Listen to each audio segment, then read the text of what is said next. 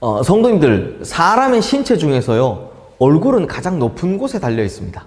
그리고 이 얼굴 중에서도 눈이 가장 높은 곳에 달려 있죠. 눈이 가장 높은 곳에 달려 있기 때문에 좋은 점이 아주 많습니다. 눈이 높은 곳에 있기 때문에 우리 시야가 최대한 멀리 볼 수 있고 많은 걸 볼 수 있죠.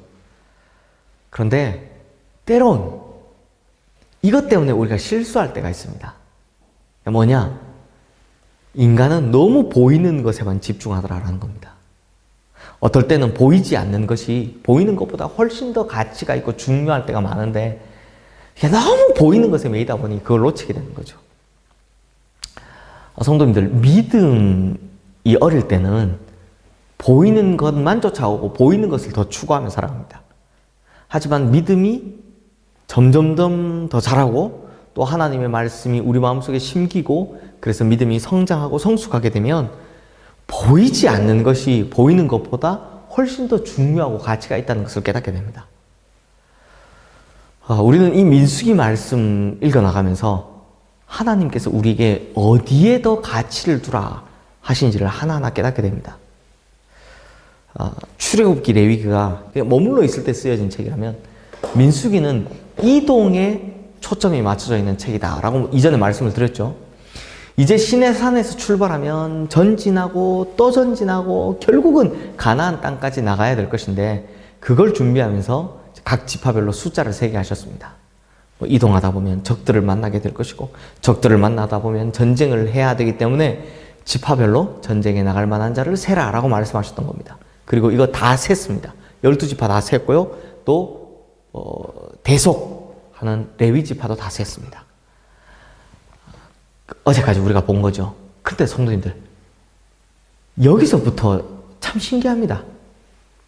왜냐하면 민수기는요, 이 뒤로 더 이상 구체적인 지침을 하나님께서 말씀하고 계시지 않으시기 때문입니다. 야, 너희들 가다가 적을 만나면 제1선에 있는 지파는 어떻게 싸우고 또 적들이 매복하고 있으니까 어떤 지파는 어떻게 대우를 갖춰 싸워라, 어떻게 해라, 이런 구체적인 지침에 대해서는요, 이제부터는 이 민수기 뒤로는 전혀 말씀하고 계시지 않다는 겁니다. 실제로 민수기를 끝까지 읽어봐도요, 유사시의 각 지파별로의 행동 지침에 대해서 하나님께서 한마디도 하신 적이 없습니다. 유일하게 한 가지 작전이 있다면 가운데 성막을 돌아, 그리고 너희들은 동서남북으로 세 지파의 대열을 맞춰서 쭉 이동해라, 이 한 가지 뿐입니다. 즉 그들의 눈에 보이지 않는 하나님을 모신 언약궤가 있는 그 성막이 이스라엘 백성의 중심이 되는 것, 어제 우리가 본 내용이죠. 이게 유일한 한 가지 전술이었다는 겁니다. 그러므로 성도님들, 보이는 것에 따라서 어떻게 행동해야 하는가의 기준을 두는 것이 아니라 내 마음, 내 심령 가운데 거하고 계신 보이지 않으시는 하나님의 말씀의 성막을 우리 중심에 두면 우리가 이 세상 살아가는 동안 어떤 일을 겪든지 어떤 위기 상황에 처하든지 그건 능히 감당하고 이겨낼 수 있다는 겁니다. 이게 딱 성막이 중심이 되니까 하나님 더 이상 말씀 안 하시는 거죠. 왜요? 이제는 다 이겨나갈 거니까요. 우리의 인생도 그렇다는 겁니다.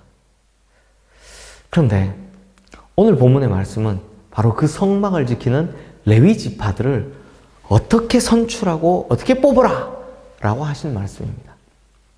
오늘 본문 2절, 23절, 30절 말씀을 보면 레위 지파를 이루는 세 가문 고핫, 게르손, 무라리 자손에게 명령하시기를 회막에서 일할 사람을 뽑는데 30세 이상 그리고 50세 이하의 사람을 세우라 라고 말씀하십니다.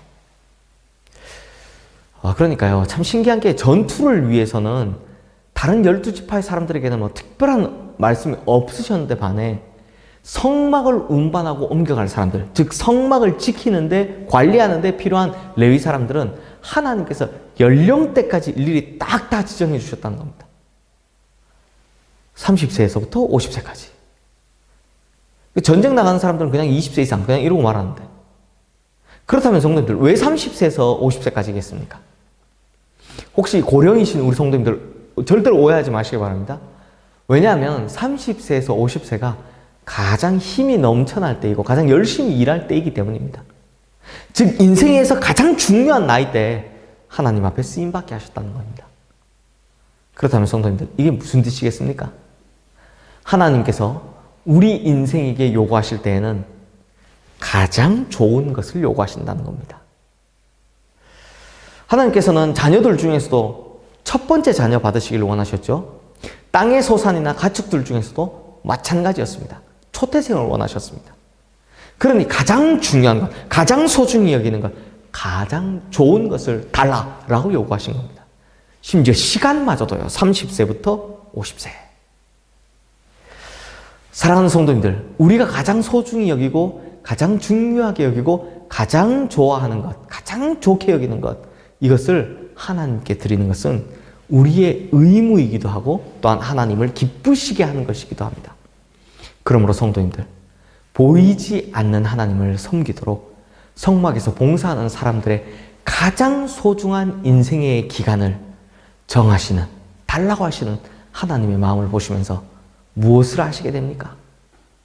하나님께서는 보이는 것보다 보이지 않는 것을 추구하는 사람, 특히 그 가운데서도 가장 소중한 것을 내어드리는 사람을 통해 일하신다라는 겁니다.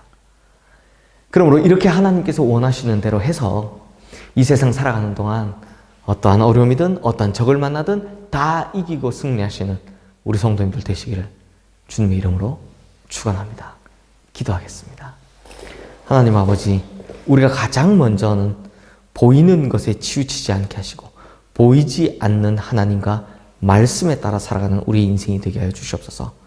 그리고 하나님께서 우리에게 바라시는 것은 우리에게 가장 소중한 것, 가장 중요한 것, 가장 좋은 것을 하나님께서 원하시오니 우리가 만약 하나님께 내어드린다면 가장 좋은 것을 하나님께 내어드릴 수 있는 사람 되게 하여 주시옵소서. 그래서 하나님의 기쁨이 되는 우리 모든 성도님들 되게 하여 주시옵소서. 예수 그리스도 이름으로 기도드리옵나이다. 아멘.